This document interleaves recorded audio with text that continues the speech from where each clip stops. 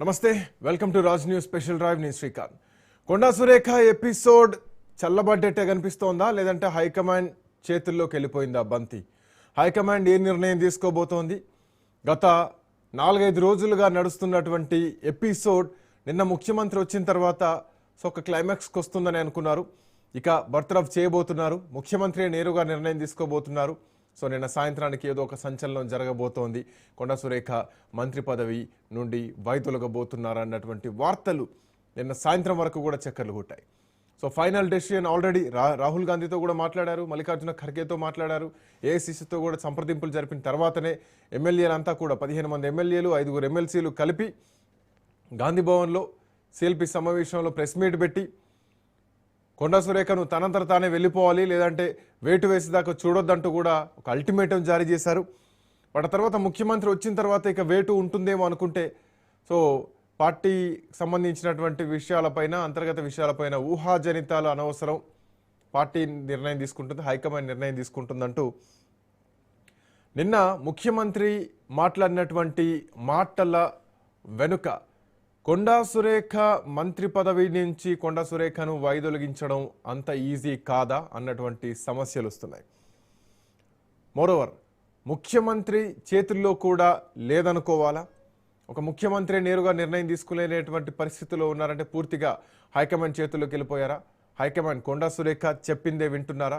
So Mallikarjuna Kharge అంటే వాస్తవానికి మల్లికార్జున ఖర్గే ఒకవేళ కొండా సురేఖను వైదొలగించాలంటే అపాయింట్మెంటే ఇవ్వకపోయిండే. బట్ మంగళూరులో మల్లికార్జున ఖర్గేను కలిసిన తర్వాత ఏం జరిగింది?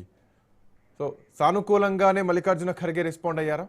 సో నిన్నటి ఎపిసోడ్ తర్వాత ఈవెన్ ఈరోజు వన మహోత్సవం జరుగుతుంది. దానికి సంబంధించినటువంటి అధికారులతో కొండా సురేఖ రివ్యూ సమావేశం కూడా ఏర్పాటు చేశారు. వాస్తవానికి గతంలో ఎప్పుడు కొండా సురేఖ రివ్యూ సమావేశాలకు సంబంధించి ఫోటోలు ఎప్పుడు బయటికి రాలేదు, చాలా అరుదు. అట్లాంటిది నిన్న కొండా సురేఖ రివ్యూ సమావేశం కలెక్టర్లతో జరిగినటువంటి సమావేశంలో ఫోటోలు రావడం, తన శాఖలో తాను పనిచేసుకుంటూ వెళ్ళడం, ఇంకోవైపు సీఎంఓ నుంచే డెప్యుటేషన్ పైన ఎవరైతే తన శాఖలో ఉన్నారో సో వాళ్ళందరినీ కూడా తిరిగి వెనక్కి పంపేయడం, డెప్యుటేషన్ రద్దు చేయడం. సో కొండా చేతిలో పవర్స్ని తీసేయడానికి సీఎంఓ నుంచి ప్రయత్నాలు జరుగుతుంటే కొండా మాత్రం తన పని తాను చేసుకుంటూ వెళ్ళిపోతున్నారా? సో కొండా సురేఖను తొలగించడం అంత ఈజీ కాదా అన్నటువంటి ఒక లైన్కి, ఒక కన్క్లూషన్కి కనిపిస్తోందా? మాట్లాడదాం. డాక్టర్ అందే సత్యం గారు మనతో పాటు జాయిన్ అవుతున్నారు. బిఫోర్ దట్ ఒకసారి మా కరెస్పాండెంట్ రాజుతో మాట్లాడదాం. రాజు జాయిన్ అయ్యారు. Raju, good morning. Good morning Srikanth. So ఏంటి కొండా సురేఖ ఎపిసోడ్ నిన్నటికి క్లైమాక్స్ అనుకున్నారు, ఇక నిన్న బర్తరఫ్ అనుకుంటే కొండా సురేఖ నువ్వు బీజేపీ తీసుకోబోతున్నారు, బీజేపీలోకి వెళ్ళబోతున్నారు, అంటే సుష్మితా పటేల్ జనసేనకి వెళ్ళబోతున్నారు. సో ఈరోజు కూడా జనసేన నాయకులతో సమావేశం కాబోతున్నారు. రకరకాల ఊహాగానాలు బయటకు వచ్చాయి. బట్ ముఖ్యమంత్రి ఏకంగా ఊహాజనితాలకు మీరు ఫుల్ స్టాప్ పెట్టండి, ఏఐసిసి చూసుకుంటుంది, అధిష్టానం చూసుకుంటుంది అని చెప్పేసి ముఖ్యమంత్రి అన్నారు. సో ముఖ్యమంత్రి చేతుల్లోంచి కూడా బాల్ వెళ్ళిపోయిందా? సో హైకమాండ్ చేతుల్లోనే ఉందా? ముఖ్యమంత్రి ఏ నిర్ణయం తీసుకునేటువంటి పరిస్థితుల్లో లేరా? ఏకంగా ముఖ్యమంత్రినే పాయింట్అవుట్ చేసి మాట్లాడితే ఎట్లా చూడొచ్చు నిన్న ముఖ్యమంత్రి మాట్లాడిన ఊహాజనిత కామెంట్లను? రాజు, శ్రీకాంత్, నిన్న ముఖ్యమంత్రి ప్రెస్ మీట్ లో దీనికి సంబంధించి మీడియా ప్రతినిధులు అడిగినప్పుడు సమాధానంగా చెప్పడం జరిగింది. ఆ అంశం ఏదైతే ఉందో కొండా సురేఖ అంశానికి సంబంధించి ఒకవైపు క్రమశిక్షణ కమిటీ చూసుకుంటుంది, పార్టీ నిర్ణయం తీసుకుంటుంది అన్నటువంటి అంశాన్ని ఏదైతే ఆయన ప్రస్తావించడం జరిగిందో, అంటే ఒకవైపు ఆయన సీరియస్ గా ఉన్నప్పటికీ కొండా సురేఖ అంశంలో ఆయన ఏం చేయలేని పరిస్థితి అయితే ఉన్నట్టుగా కూడా మనకు పార్టీ వర్గాల ద్వారా తెలుస్తా ఉంది. ఎందుకంటే ఒకవైపు ముఖ్యమంత్రి ఒకవేళ ఖచ్చితంగా ఆమెను బర్తరఫ్ చేయాలనుకుంటే ఇప్పటికే ఆయన అధిష్టానానికి ఒక నివేదిక ఇచ్చి ఇమీడియట్ గా బర్తరఫ్ చేసిండేవాడు. కానీ ఎందుకు ఇంతవరకు కూడా బర్తరఫ్ చేయలేదు అన్నటువంటి ఒక చర్చ కూడా జరుగుతోంది ఒకవైపు. మరొకటి ఆమె మల్లికార్జున ఖర్గేను, ఏఐసిసి జాతీయ అధ్యక్షుడు మల్లికార్జున ఖర్గేను కర్ణాటకకు వెళ్లి కలిసి వచ్చారు. ఆయన అపాయింట్మెంట్ కూడా ఇచ్చారు కాబట్టి ఈయన చెప్పిందంతా కూడా ఆయన విన్నారు. మీరు అక్కడనే తేల్చుకోండి, పార్టీలోనే క్రమశిక్షణ కమిటీలోనే చేర్చుకోండి అని చెప్పి ఏదైతే వాళ్ళు అధిష్టానం చెప్పారో, సో ప్రస్తుతం అయితే ఆ విషయాన్ని అధిష్టానం అంత సీరియస్ గా తీసుకోవడం లేదా అన్నటువంటి ప్రశ్నలు కూడా వస్తా ఉన్నాయి. సో రాష్ట్రంలోనేమో ప్రస్తుతం ఇది హాట్ టాపిక్ గా మారింది, కానీ అధిష్టానం మాత్రం ఇక్కడే తెలుసుకోవాలని ఒక ఇండికేషన్ ఇచ్చిందా అన్నటువంటి ప్రశ్నలు కూడా తలెత్తుతా ఉన్నాయి. ఒకవైపు మంత్రి కొండా సురేఖకు ప్రభుత్వంలో సహాయ నిరాకరణ చేసేటట్టుగా కూడా నిన్న అధికారాలకు ఫోటో పెట్టినట్టుగా కూడా మనకు స్పష్టంగా కనిపిస్తా ఉంది.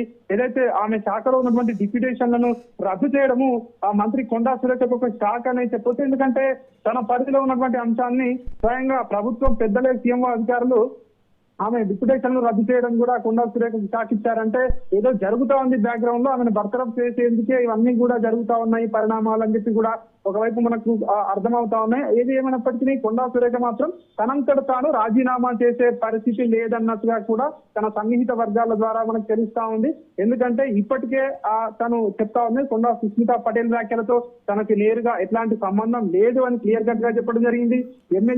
రాజు ముఖ్యమంత్రి పైన మాట్లాడితే కనీసం కొండా సురేఖ ఖండించలేదు, ముఖ్యమంత్రిని ఇలా అనడం సబబు కాదు, అయినా నా కూతురు వ్యాఖ్యలు అంటే వ్యాఖ్యల్ని వెనకేసుకొచ్చినట్టే ఉంది కానీ ఎక్కడ ఖండించినట్లేదు, అది ఆమె వ్యక్తిగతం అన్నారు.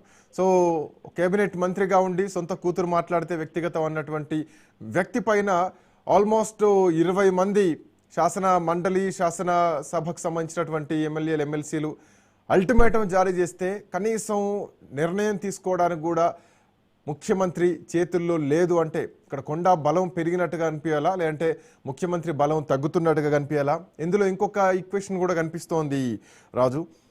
నిన్న ముఖ్యమంత్రి సమావేశంలో కూర్చున్నటువంటి వాళ్ళంతా కూడా అఫ్కోర్స్ మొన్న కొండా సురేఖకు వ్యతిరేకంగా మాట్లాడినటువంటి వాళ్లే ఉన్నారు తప్ప కొత్తగా ఎవరూ పెద్దగా కనిపించట్లేదు. ఎక్సెప్ట్ ఎంపీ రఘువీరారెడ్డి, కుందూరు రఘువీరారెడ్డి, ఇంకొకరిద్దరు తప్ప కొత్త టీం ఏం కనిపించలేదు. అఫ్కోర్స్ మంత్రులు అంటే ఉన్నారు, మంత్రులు ఇప్పటివరకు ఎవరు ఏం మాట్లాడకపోయినా కానీ.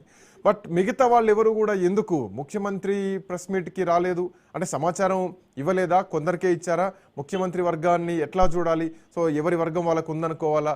ఈ ఎపిసోడ్లో చాలా ఈక్వేషన్స్ కనిపిస్తున్నాయా? ఖచ్చితంగా, ఎందుకంటే కాంగ్రెస్ పార్టీలో ప్రధానంగా ఇప్పటికే ఏదైతే కొండా సుస్మితా పటేల్ చేసిన అచ్చ కాంగ్రెస్ స్వచ్ఛ కాంగ్రెస్ వ్యాఖ్యలు ఏవైతే ఉన్నాయో ఒక్కసారి మనం పరిశీలించినట్టయితే కాంగ్రెస్ పార్టీలో ఉన్నటువంటి సీనియర్లు ఈ అంశంపై ఎక్కడ కూడా స్పందించడం లేదు. సీనియర్ మంత్రులుగా ఉన్నటువంటి ఉత్తమ్ కుమార్ రెడ్డి కానివచ్చు, కోమటిరెడ్డి వెంకటరెడ్డి కానివచ్చు, అదేవిధంగా ఇతర మంత్రులు సీనియర్ మంత్రులు ఎవరైతే ఉన్నారో శ్రీధర్బాబు లాంటి వారు కానివచ్చు, ఎక్కడ కూడా బయటకు వచ్చి సో దీనికి సంబంధించి బహిరంగంగా వ్యాఖ్యలు చేయడం లేదు.